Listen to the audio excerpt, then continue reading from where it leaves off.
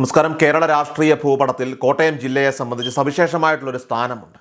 ഇത് സംസ്ഥാനത്തെ ക്രൈസ്തവ കേന്ദ്രീകൃത രാഷ്ട്രീയത്തിൻ്റെ അഥവാ അച്ചായൻ രാഷ്ട്രീയം എന്നറിയപ്പെടുന്ന പ്രതിഭാസത്തിൻ്റെ പരമ്പരാഗതമായിട്ടുള്ള ആസ്ഥാനമായി കണക്കാക്കപ്പെടുന്നു.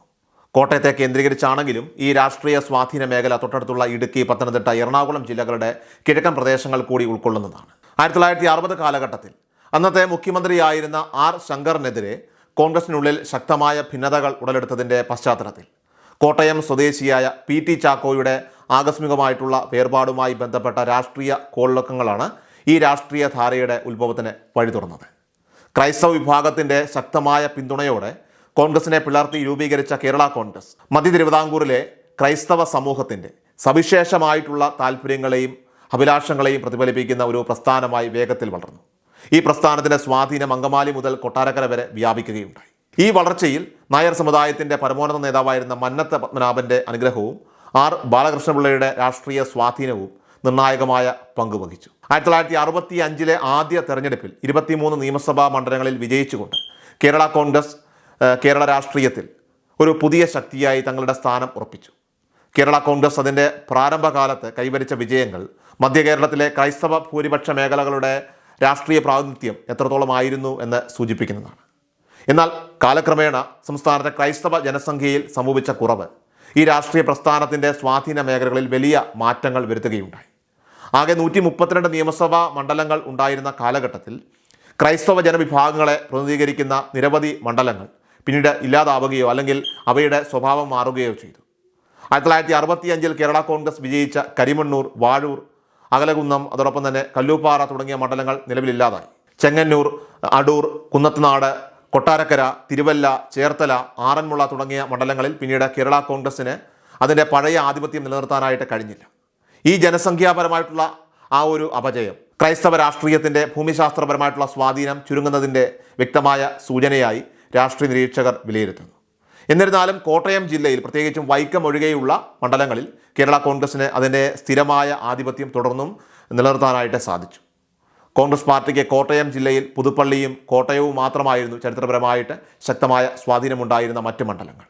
രാഷ്ട്രീയപരമായ വെല്ലുവിളികൾക്കും ജനസംഖ്യാപരമായ കുറവിനും ഇടയിലും കേരള കോൺഗ്രസിൻ്റെ സർവാധിപത്യം നിലനിർത്തുന്നതിൽ നിർണായക പങ്ക് വഹിച്ചത് KM മാണി എന്ന നേതാവിൻ്റെ സമാനതകളില്ലാത്ത രാഷ്ട്രീയ തന്ത്രജ്ഞതയും അതോടൊപ്പം തന്നെ വ്യക്തിപ്രഭാവവുമായി. വിവിധ രാഷ്ട്രീയ സമവാക്യങ്ങളെ സമർത്ഥമായി കൈകാര്യം ചെയ്യാനും മുന്നണിക്കുള്ളിൽ തൻ്റേതായ ഇടം നിലനിർത്താനും അദ്ദേഹത്തിന് സാധിച്ചു. മാണിയുടെ ഈ ഒരു പ്രതിരോധശേഷി ഉമ്മൻചാണ്ടിയെ പോലെയുള്ള മുതിർന്ന കോൺഗ്രസ് നേതാക്കൾക്ക് പോലും അദ്ദേഹത്തിൻ്റെ രാഷ്ട്രീയ നീക്കങ്ങളെ ചോദ്യം ചെയ്യാനോ മറികടക്കാനോ ഉള്ള ധൈര്യവും ശേഷിയും ഉണ്ടായിരുന്നില്ല എന്ന വസ്തുതയിൽ നിന്ന് വ്യക്തമാണ്. കേരള കോൺഗ്രസിനുള്ളിൽ ചെയർമാൻ PJ ജോസഫുമായി ഇടയ്ക്കിടെ ഉണ്ടാകുന്ന ഭിന്നതകളും ലയനങ്ങളും അതൊക്കെ ഉണ്ടായിട്ടും കോട്ടയം ജില്ലയിലെ മാണിയുടെ സ്വാധീനത്തിന് ഒരു കുറവും സംഭവിച്ചില്ല. കേരള കോൺഗ്രസ് രാഷ്ട്രീയം അദ്ദേഹത്തിൻ്റെ ചൂണ്ടുവിരലിനുള്ളിൽ ഒതുങ്ങി നിന്നു. ഈ രാഷ്ട്രീയ കേന്ദ്രീകരണം UDF മുന്നണിയിൽ ഒരു നിശ്ചിത കാലയളവിൽ കേരള കോൺഗ്രസിന് അമിതമായ പ്രാധാന്യം നൽകുകയുണ്ടായി. മാണിയുടെ വിയോഗത്തിന് ശേഷം കോൺഗ്രസ് നേതൃത്വം അദ്ദേഹത്തിൻ്റെ മകനായ ജോസ് കെ മാണിയെയും മുന്നണിയിൽ നിന്ന് പുറത്താക്കിയതിലൂടെ ഈ ആധിപത്യത്തിൽ നിന്ന് രക്ഷപ്പെടാൻ ശ്രമിച്ചു.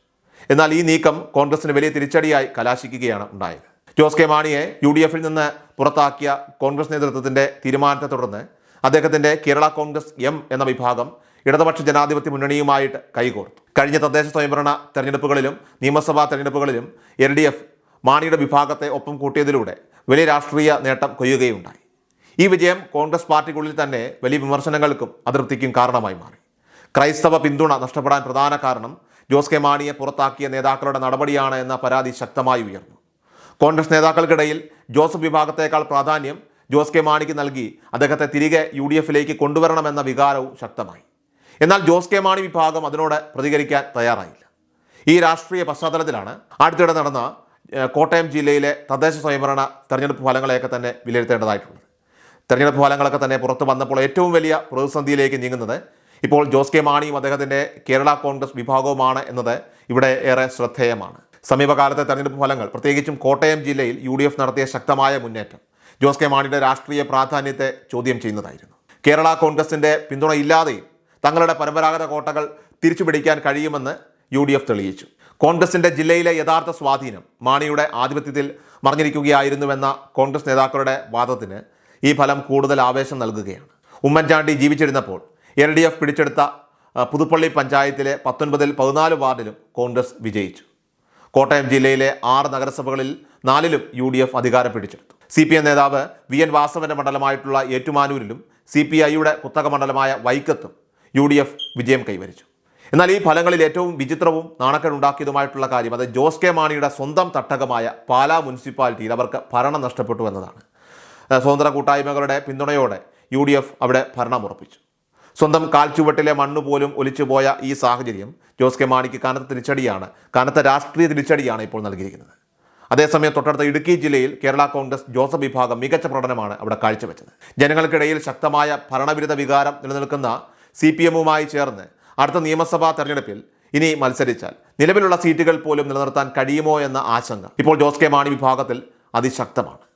ഈ ഒരു പശ്ചാത്തലത്തിൽ ജോസ് കെ മാണിയെ തിരികെ UDFൽ എത്തിക്കണമെന്ന വാദം അത് ഇപ്പോൾ ശക്തമാണെങ്കിൽ പോലും അത് പ്രായോഗികമല്ല. ജോസഫ് മാണി വിഭാഗങ്ങൾ നേരിട്ട് ഏറ്റുമുട്ടുന്ന മണ്ഡലങ്ങൾ നിലനിൽക്കുന്നതിനാൽ തന്നെ ജോസഫിനെ പിണക്കി മാണിയെ കൊണ്ടുവരുന്നത് രാഷ്ട്രീയമായി ദോഷകരമാകും. മാത്രമല്ല കോൺഗ്രസിന് നഷ്ടപ്പെട്ട പ്രതാപം വീണ്ടെടുക്കാൻ വേണ്ടിയാണ് മാണിയെ പുറത്താക്കിയതെന്നിരിക്കെ അദ്ദേഹത്തെ തിരികെ UDFലേക്ക് കൊണ്ടുവന്നാൽ ചങ്ങനാശ്ശേരി, ഏറ്റുമാനൂർ, കാഞ്ഞിരപ്പള്ളി, കടുത്തുരുത്തി തുടങ്ങിയ മണ്ഡലങ്ങളിൽ സീറ്റുകൾ വിട്ടുകൊടുക്കേണ്ടി വരികയും ചെയ്യും. അതിനാൽ തന്നെ UDFലേക്കുള്ള വഴി അടഞ്ഞ ഒരു നിലയിലാണ് ഇപ്പോൾ ജോസ് കെ മാണിക്ക്. ഈ സാഹചര്യത്തിൽ ജോസ് കെ മാണിയുടെ മുന്നിലുള്ള ഒരേ ഒരു രാഷ്ട്രീയ വഴി അത് ഇനി BJP സഖ്യമാണ്. ക്രൈസ്തവർക്കിടയിൽ സ്വാധീനം വർദ്ധിപ്പിക്കാൻ ശ്രമിക്കുന്ന BJP കേരള കോൺഗ്രസിനെ ഒപ്പം കൂട്ടാൻ വലിയ വിട്ടുവീഴ്ചകൾക്ക് തയ്യാറാകും. PC ജോർജിനെ കൂടെ നിർത്തി പൂഞ്ഞാർ തെക്കേക്കര പഞ്ചായത്തിൽ സ്വാധീനം ചെലുത്താൻ കഴിഞ്ഞെങ്കിൽ ജോസ് കെ മാണി കൂടി എത്തിയാൽ കേരളത്തിൽ ഉടനീളം സ്വാധീനം വർദ്ധിപ്പിക്കാമെന്ന് BJP ഇപ്പോൾ കണക്ക് കൂട്ടുകയാണ്. ക്രൈസ്തവ സമൂഹത്തിൽ BJPയോടുള്ള അകലം കുറയുന്ന ഈ കാലഘട്ടത്തിൽ അത്തരമൊരു സഖ്യം ഫലപ്രദമായേക്കാം. എന്നാൽ ഈ നിർണായകമായ രാഷ്ട്രീയ ധൈര്യം അത് ജോസ് കെ മാണി പ്രകടിപ്പിക്കുമോ എന്നതിനെ ആശ്രയിച്ചിരിക്കും അദ്ദേഹത്തിൻ്റെയും കേരള കോൺഗ്രസിൻ്റെയും രാഷ്ട്രീയ ഭാവി എന്നതാണ് ഇതിലൂടെ ഇപ്പോൾ വ്യക്തമാകുന്നത്.